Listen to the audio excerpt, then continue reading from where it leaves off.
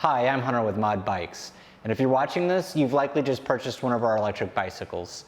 Today I'm going to be showing you how to properly unpack and assemble your new ride, so let's jump right in and get you on the road.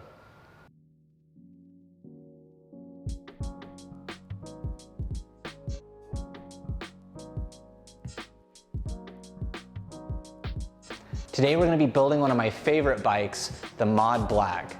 This all-terrain electric bicycle was designed for optimal performance both on and off the road. Now, the assembly process is going to take about an hour, and as always, we recommend that you get your bike tuned and built by a professional mechanic. But if you'd like to do the work yourself, we're going to go through all the necessary steps in this video.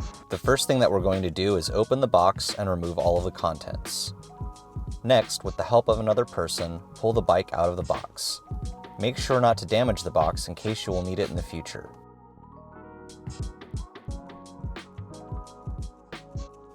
Most of your bike will already be pre-assembled, but you should also find your front wheel, a box with your charger, another box with your pedals, a rotor, rotor bolts, and a bag of tools that you can use for your assembly.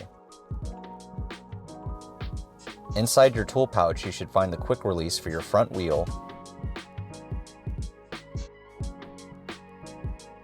an adjustable wrench, and a multi-tool. Your multi-tool contains a flathead and Phillips head screwdriver, a T25 size torque wrench, and a set of Allen wrenches. Now that we have everything unpacked, we are ready to start building. Your bike should come with the rotor already installed, but in some cases the rotor will need to be installed. To do this, we will need to first match the rotor to the wheel's rotation using this arrow on the side of the rotor. Next, we will install the rotor by securing it with these 6 rotor bolts using a T25 Torx wrench.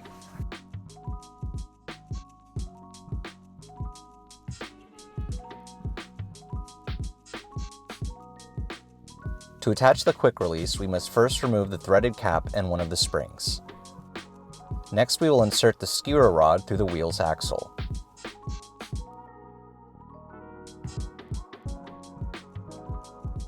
The next step will be to place the spring back onto the skewer rod, ensuring that the smaller end of the spring is touching the wheel's axle, followed by the threaded cap, which should be placed onto the skewer rod as loosely as possible. Do not pull on your brake levers once you remove the brake pad spacer. You can try them out once we have installed the front wheel, but these are hydraulic brakes and the brake pads will get stuck together if they are activated without a rotor or a pad spacer between the brake pads. Before we attach the front wheel, we will need to remove the fork protector as well as the brake pad spacer that protects your caliper during shipping. Please be very careful with the fork once the fork protector is removed.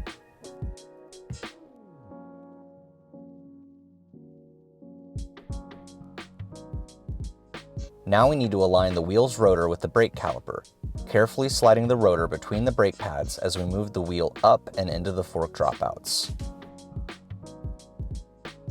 With the wheel properly aligned, we can now secure it by turning the threaded cap until we get tension, and then pulling the quick release lever until it is flush with the side of the fork. Do not place the lever on the fork, but on the side. The quick release lever should take some effort to close, so if it's closing too easily, open the lever, tighten the threaded cap a little more, and then try to close the quick release lever again. You may have to do this a few times to get proper tension, but this step is crucial to ensuring that your front wheel remains safely attached to your bike while you are riding. Now that the front wheel has been securely attached to the frame, we will move up the fork and attach the handlebars. If you are working on the ground, you can go ahead and remove the packing materials from your bike, as it should be sturdy enough to stand upright with the kickstand extended.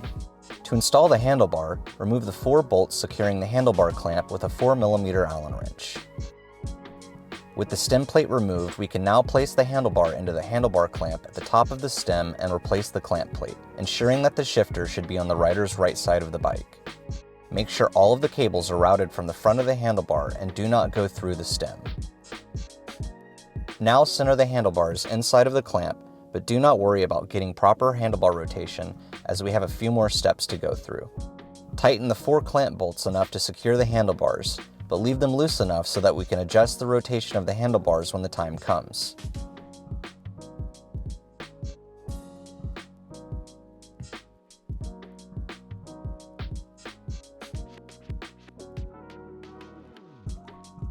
Go ahead and connect the brake cables, ensuring that the arrows are pointing towards each other.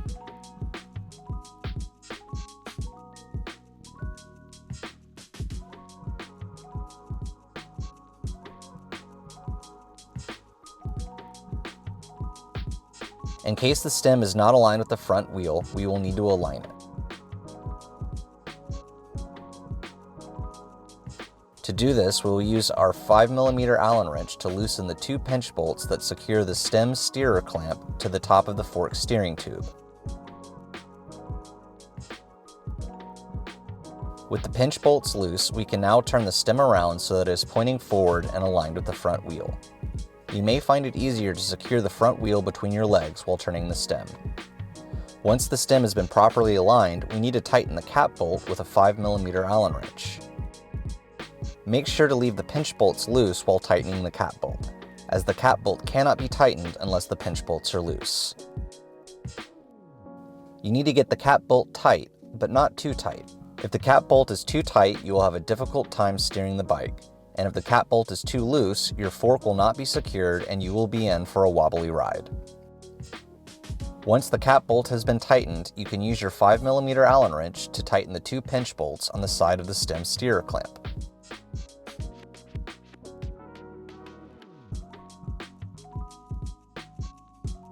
Now that our stem is secured to the steering tube and properly aligned with the front wheel, we can go ahead and adjust the angle of the stem.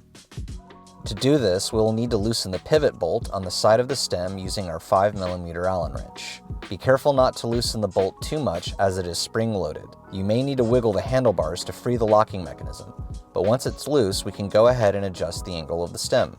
We recommend raising the stem all the way up to the 60-degree position, but feel free to adjust it to whatever position feels the most comfortable. Now that our stem has been raised, we can tighten the pivot bolt.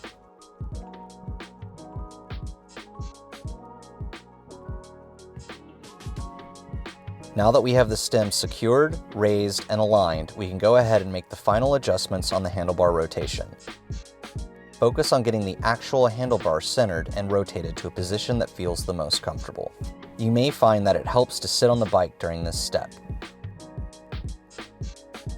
Once the handlebars are centered and properly rotated, we can go ahead and tighten the 4 bolts on the stem's handlebar clamp. Make sure to get these bolts in tight, but be careful not to overdo it, as you could end up stripping the bolt's threads or the drive on the bolt's head. To adjust the position of the brake levers and the shifter, we will need to use a 4mm Allen wrench to loosen the brake levers and a 5mm Allen wrench to loosen the shifter.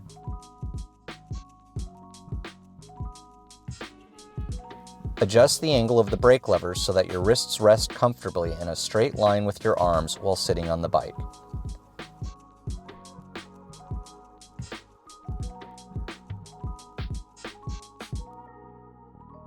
Once the brake levers have been adjusted and tightened, you can easily move the shifter into proper alignment with the right brake lever, and tighten it in place with your 5mm Allen wrench. Now that our stem and handlebars have been properly installed and aligned, we can go ahead and make the final adjustments to our display and handlebar accessories: a bell, brake levers, and shifter. Your display should be loose enough to move without a tool, but you may need to use your 2.5mm Allen wrench to loosen the display's mounting screws.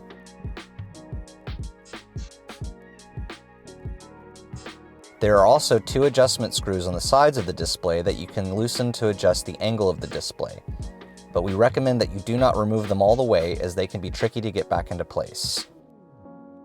Next, we're going to install the control panel. Open up the arms of the control panel and wrap them around the handlebar. Next, insert the control panel's bolt into the assembly. Then adjust the panel so that the buttons are easy to access while sitting on the bike, and tighten them into place using your 2.5mm Allen wrench. The bell requires a Phillips head screwdriver and can be quickly adjusted into place.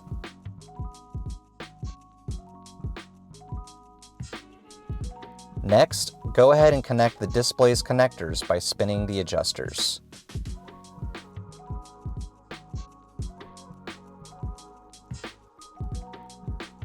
Next, install the cable cover, ensuring that all of the cables are routed neatly on the right side of the bike.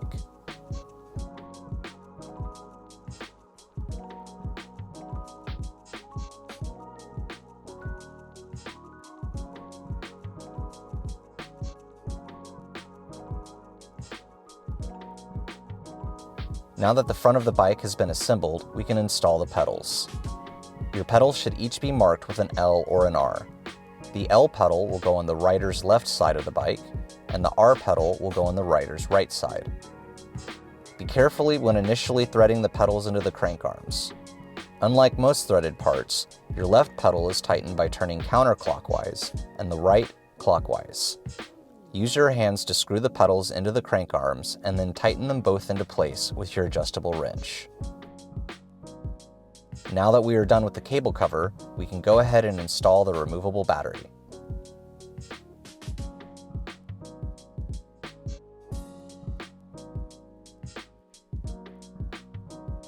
The front suspension is spring-loaded with a hydraulic damper. This particular suspension comes with a lockout and a preload adjustment. The lockout dial has two positions, on and off. When the lockout is on, the suspension will not move. This feature is recommended for riding on flat road. This will help you get more speed, but if you hit a bump, your fork will provide no shock absorption. The preload adjustment has a variable dial that affects the amount of sag or travel that the shock provides. We recommend dialing this down when traveling mostly on smooth terrain and dialing it up when going off-road.